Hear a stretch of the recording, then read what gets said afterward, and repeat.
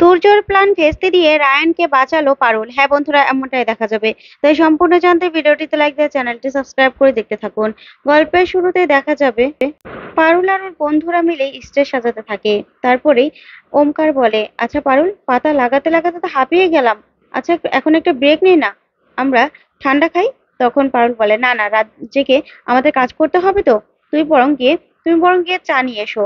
তারপরেই ওমকার সেখান থেকে চলে যায় চা আনতে। ওইদিকে তুর্য চলে আসে। তখন পারুল তুর্যকে বলে, তুর্য তুমি এখানে, তোমার হাত ভালো আছে তো? তখন তুর্য বলে, হ্যাঁ পারুল, ঠিক আছে।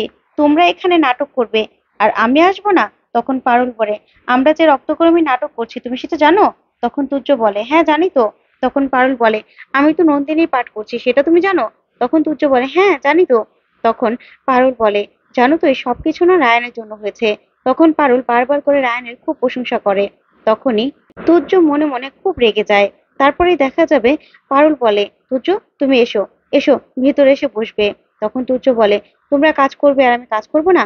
তখন পারুল বলে, না না, তোমাকে কোনো কাজ করতে হবে না, তুমি শুধুমাত্র বসে থাকবে, ঠিক আছে? তখনই তুর্য মনে মনে বলে, পারুল, যতই তুমি রায়ানের প্রশংসা করলে ততই আমার মনের ভিতরে আগুনটা জ্বালিয়ে দিলে। আমি যাও ভেবেছিলাম যে বসু পরিবারের এখন রক্তক্ষরণটা একটু বন্ধ থাকবে, আমি আপাতত একটু চুপ থাকবো।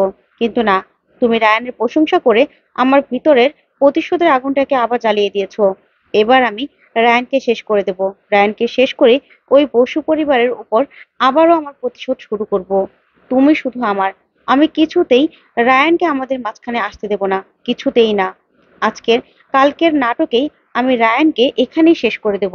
তারপরে সেটাই হবে বসু পরিবারের উপর আমার প্রথম বদলা। তখন এই কথাগুলো ভাবতে থাকে তুর্য। ওইদিকে পারুলরা সবাই মিলে সুন্দর করে স্টেজ সাজাতে থাকে। তারপরে সকাল হলেই দেখা যাবে সবাই রেডি হতে থাকে। তখন স্যার সেখানে চলে আসে আর ডিন স্যার স্টেজ দেখে খুব খুশি হয় আর বলে, বা রায়ান, খুব সুন্দর হয়েছে তো স্টেজটা, তুমি সাজিয়েছো? তখন রায়ান বলে, না স্যার, আমি বলে দিয়েছি, কিন্তু এই সব কিছু কৃতিত্ব হলো পারুলের। পারুল সবকিছু করেছে। তখন ডিন স্যার বলে, সত্যি পারুল, খুব সুন্দর হয়েছে, অসাধারণ হয়েছে। আমাদের এত বছরের অভিজ্ঞতায় রবীন্দ্র জয়ন্তীর নাটকের স্টেজ এত সুন্দর কখনো হয়নি, সত্যি। তখন পারুল বলে, স্যার, এই কৃতিত্ব একা আমার নয়, আমার বন্ধুরাও আমার সাথে অক্লান্ত পরিশ্রম করেছে, সারা রাত আমার সাথে এক হয়ে তারপর কাজ করেছে। ওরা, ওদের কৃতিত্ব আমার সমান সমান। তখনই স্যার খুব খুশি হয়। তখন পারুলের বন্ধুরাও পারুলের ওপর খুব খুশি হয়ে যায়। তখন স্যার বলে, ঠিক আছে পারুল, অনেক খাটাখাটনি করেছো তোমরা, এবার যাও, তাড়াতাড়ি করে রেডি হয়ে নাও, নাটকটাও কিন্তু ভালো করে করতে হবে। তখন পারুল বলে, হ্যাঁ স্যার, আশীর্বাদ করুন। তারপরে পারুল রেডি হতে চলে যায়। ওইদিকে দেখা যাবে তুর্য মনে মনে আবারও ভাবে, পারুল, পারুল শুধু আমার, শুধুমাত্র আমার। রায়ান, তুই কিছুতেই আমার পারুলকে আমার কাছ থেকে কেড়ে নিতে পারবি না, কিছুতেই না। আজকে এই স্টেজে রক্ত বন্যা বইবে, রক্ত বন্যা। বসু পরিবার আজকে আসবে হাসতে হাসতে আর যাবে কাঁদতে কাঁদতে। তখনই এই কথাগুলো ভাবতে থাকে তুর্য। তারপর দেখা যাবে সবাই রেডি হয়ে যায়। পারুল কিছুতেই ওর হাতে ফুল বাঁধতে পারছিল না। তখন পারুল শ্রীতমাকে বলে, শ্রীতমা, একটু হেল্প করো না। তখন শ্রীতমা বলে, না না, আমরা কেন হেল্প করব? আমরা তো নাটকের বাইরের অভিনেত্রী আর তুমি তো মেন নায়িকা। তুমি আমাদের কাছে হেল্প চাইলে কেমন একটা বাজে দেখায়, তাই না? নিজেরটা নিজে করে নাও না, আমরা কেন তোমাকে হেল্প করব? তখন শ্রীতমা অনেক কথা শুনিয়ে সেখান থেকে চলে যায়। তারপরে পারুল একা একা বাঁধার খুব চেষ্টা করে। তখনই সেখানে রায়ান আসে আর এসে বলে, কিরে পারুল, তুই এখনো রেডি হসনি? তখন পারুল বলে, দেখ না, আমি তো এটা বাদতেই পারছি না। শ্রীতমাদের কত করে বললাম, কিন্তু ওরা তো আমাকে হেল্প করলোই না। তখন রায়ান পারুলের হাতটা ধরে, হাতটা ধরেই সেই ফুলের মালাটা বেঁধে দেয় ওর হাতে। তখন তো পারুল অবাক হয়ে রায়ানের দিকে তাকিয়ে থাকে। তারপর রায়ান পারুলের হাতটা ধরে বলে, কিরে, ঘামছিস কেন? তুই নার্ভাস ফিল করছিস? ভয় পাচ্ছিস? তুই ভয় পেলে চলবে না। আর শোন, আমার দিকে শোন, তুই তো তুই তো আমার নন্দিনী রে, তোর উপরেই তো আমার সব ভরসা। তুই একদম নার্ভাস হবি না, তুই পারবি, ঠিক পারবি। আর তোর মতো সাহসী মেয়ে যদি এভাবে নার্ভাস হয়ে যায় তাহলে কি হয় পারুল? তখন পারুল রায়ানের দিকে তাকিয়ে থাকে। তখন রায়ান বলে, তুই হলি সত্যিকারের নন্দিনী, একদম নার্ভাস হবি না, আমি আছি তো তোর সাথে।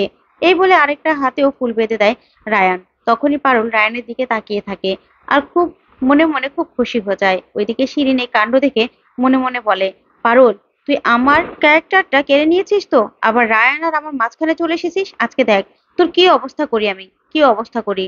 তুই ঢুকবি ঠিক আছে, কিন্তু বেরোতে আর পারবি না নিজে পা দিয়ে।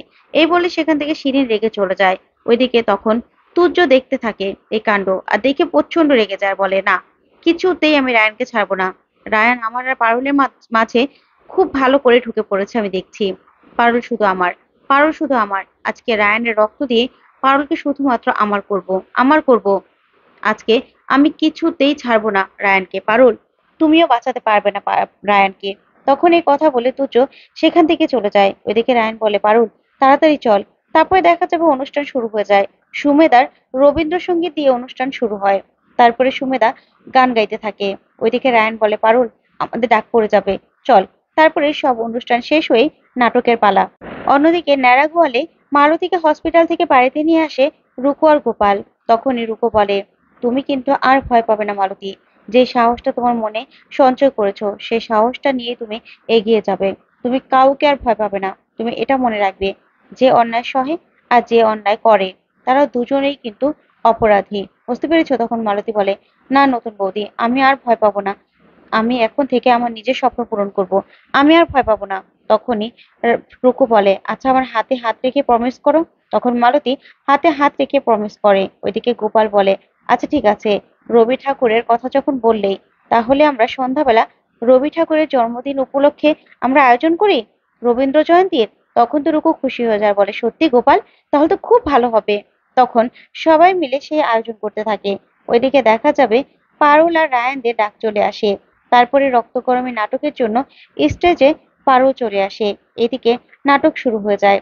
আর পারুলের অভিনয় দেখে দাদু খুব খুশি হয় আর বলে, কি দুর্দান্ত অভিনয় করছে পারুল, তাই না? তারপরেই দেখা যাবে রায়ানের বাবা বলে, বাবা আপনার ভালো লেগেছে? আপনি জানেন তো, এখানে শুধুমাত্র টাকা কামানোটাই কথা নয় বাবা, এখানে সম্মানটাও অনেক কিছু। দেখুন কি সম্মান পাচ্ছে, সবাই চুপ করে ওদের নাটক দেখছে। তখন দাদু বলে, আমি জানি বড় খোকা তুমি কি বলতে চাইছো। শোনো, এসব নাটক না এই স্কুল কলেজে মানায়, কিন্তু তার বাইরে কিন্তু আর মানায় না। প্রফেশনাল লাইফ এটার কোনো মূল্য নেই।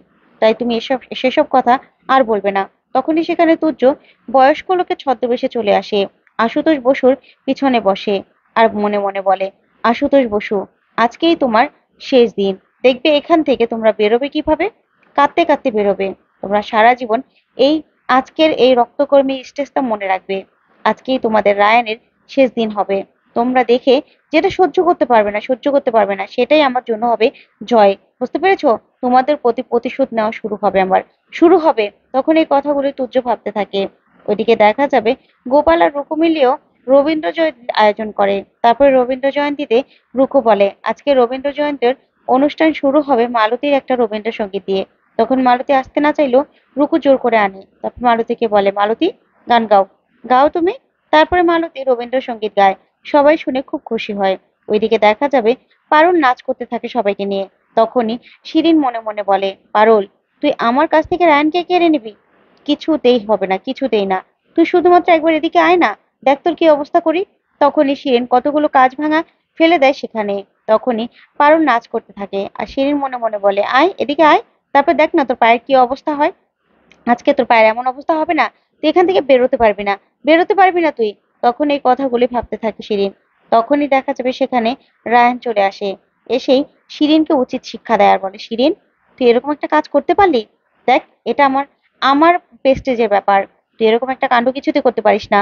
তুই এগুলো পরিষ্কার কর, এখনই পরিষ্কার কর। তখন শিরিন জব্দ হয়ে রায়ানের কাছে। তারপরে সে কাজভাঙাগুলো নিজেই আবার ঝাড়ু দিয়ে পরিষ্কার করে দেয়, যাতে পারুলের পায়ে কোনো রকম কোনো ক্ষতি না হয়। তো বন্ধুরা, আজকের আপডেটটি তোমাদের কাছে কেমন লাগলো অবশ্যই কমেন্ট করে জানাতে ভুলবে না। আর পরবর্তী আপডেট পেতে অবশ্যই চ্যানেলটি সাবস্ক্রাইব করবে।